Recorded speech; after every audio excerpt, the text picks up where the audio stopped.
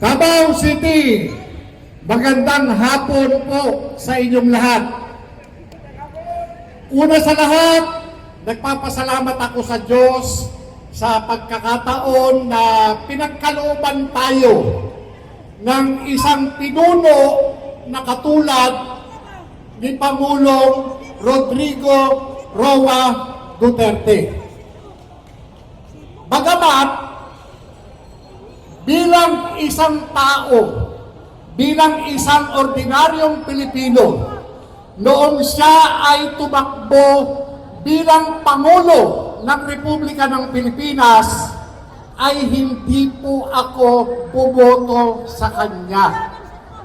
Taga Maynila po ako, ang Pangulong Duterte na nooy mayor ay taga Davao. Ang sinuportahan ko po noon, panahon na yon, ay si Grace po at si Chis Escudero. Pero, noong naging Pangulo, si Pangulong Duterte, sa kanya ko lamang nakita ang isang tunay na paglilingkod. Seryoso at tapat na paglilingkod, lalo na sa pagharap sa mga kriminal na gumagala sa lipunan.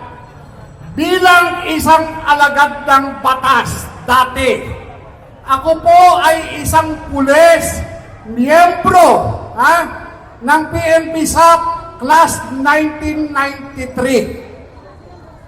Naranasan ko na manghuli ng kriminal at pagkatapos ay aarborin ng politiko. Naranasan ko yan sa ilang dekada ko sa serbisyo bilang alagad ng batas hanggang sa paging opisyal ako sa Philippine Drug Enforcement Agency. Kapag ang isang kriminal ay inarbor ng isang politiko, wala po kaming magawa kung hindi ito ay pagbigyan. Pero, noong dumating si Pangulong Duterte bilang Pangulo ng Republika ng Pilipinas, lahat po ng kalokohan sa mga ginagawang pag-aarbor, sa mga ginagawang pag-aareglo, nawala po yan. Lalahatin ko na yung mga ginagawang pagpapalaya, pagpapakawala sa mga kriminal. Mula doon sa mga humuhuli hanggang doon sa mga piskal at sa mga judges. Nang maging Pangulo si Pangulong Duterte, nahinto po lahat yan. Kaya yung sinasabi nung mga nagagalit sa Pangulong Duterte na itong Pangulo na ito, kalaban ng mamamayan, katarantaduhan po yan. Hindi po totoo yan. Mahal ni Pangulong Duterte ang ordinaryong tao. Nakita ko po yan. Naramdaman ko sapagkat sa panahon lamang niya natakot ang mga alagad ng batas, lalo na yung mga tarantadong pulis, tarantadong sundalo, tarantadong NBI, tarantadong PIDEA. Lahat yan nawala. Hindi lang yan. Ultimo, mga piskal na kapag ikaw ay nag-file ng kaso, kapag ikaw ay nag-inquest, nire-release. Release for further preliminary investigation. Ano ibig sabihin nun? Mahina yung sinampan yung kaso, pulis. Mr. Officer, mahina itong kaso may sinampan nyo. I-release ko muna ito. Hanggang sa mauuwi na sa dismissal. Pero, noong panahon ni Pangulong Duterte, lahat yan nahinto. Ultimo mga huwes, natakot silang gumawa ng pera. Ngayon, ano ang nangyari ngayon pagkatapos mawala ni Pangulong Duterte? Yung taong nagsakripisyo, yung taong hindi niya inisip yung mangyayari sa kanya, yung taong hindi niya nainisip kung ano ang magiging kahinatnan ng kanyang mga ginagawang paghihigpit para sa kapakanan ng maliliit. Ayun, nagdudusa sa kasalanang hindi naman niya ginawa. Alam niyo mga kapatid, noong isang taon na mula noong kami ay nandoon sa NAIA 3, umaga ng Marso 11, sa pilitan po siyang tinangay patungo sa Villamor Air Base. Agad-agad kaming nagpuntahan ng parking, sinundan namin sila. Kasama ko sa sasakyan si MJ Kiambao Reyes, si Coco Colocoy. Hanggang sa doon kami sa may gate ng Villamor Air Base. Kasunod kami nila Senator Bongo na nakasakay noon sa ambulansya. Talagang wala kaming magawa bilang mga ordinaryong Pilipino. Alam namin na itong tao na dinala at ipinasok sa 250th wing ng Villamor Air Base, kutob na namin na ito ay itatakas.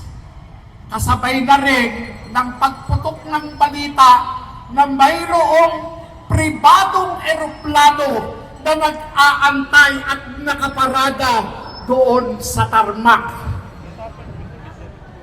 Hanggang sa dumami na ang tao na nagpupuyos sa galit, mga nag-iiyakan, pero tila mga nakatali at nakabusal ang mga bibig. Wala kaming magawa. Ultimo, yung kanyang anak na abogada na kasalukuyang vice-presidente ng Pilipinas. Pero, marunong pa rin ang Diyos. Sa kabila ng lahat ng pag-aabuso sa tungkulin ng Administrasyong Marcos, patuloy na gumagawa ng paraan ang buong may kapal. Papaano? Inihahayag, ibinubuking, inilalantad yung mga katarantaduan ng Administrasyong Marcos. Mula doon sa mga ninanakaw na pera na isinisilid sa mga maleta, dati-rati, kwento lang. Pero ngayon, unti-unting naglabasan, unti-unting nagsingawan yung mga tao na nagbubuhat, nagdi-deliver ng pera, patuloy na pinatutunayan, pinangalanan yung mga tao katulad ni Bongbong Marcos, Martin Romualdez, Sandro Marcos, Lucas Bersamin, at Adrian Bersamin. Kasama pa yung mga iba pa nilang kasabwat. Pero sa kabila ng lahat na nalalantad itong mga sikreto na ito, patuloy pa rin itong pinagtatakpan ng kanilang mga kaalyado na iniupo sa Senado na lahat produkto nitong COMELEC. Lahat yan, lahat ng mga nagiging abogado ngayon, lahat ng mga kumukontra dyan sa salaysay, dyan sa magpapatunay ng 18 sundalo, lahat po yan nakinabang sa maleta na ibinayad doon sa COMELEC para sila ay maupo dyan sa Senado. ang kakapal ng mukha, di ba? Sobrang buhaya. Pero, huwag tayong patulog-tulog. Kahit na ang mga ito ay nalantad na, huwag tayong titigil. Una sa lahat, huwag tayong bibitiw sa ating pananampalataya sa Diyos. Wala tayong ibang kakampi. Lahat tayo dito, walang kapangyarihan. Pero, hindi tulad nila. Ang Diyos nila ay pera. Tayo, ang Diyos natin, ay ang tunay na Diyos. At yung tunay na Diyos, siya ang nagbabantay kay Vice President Sara Duterte. Maraming salamat po.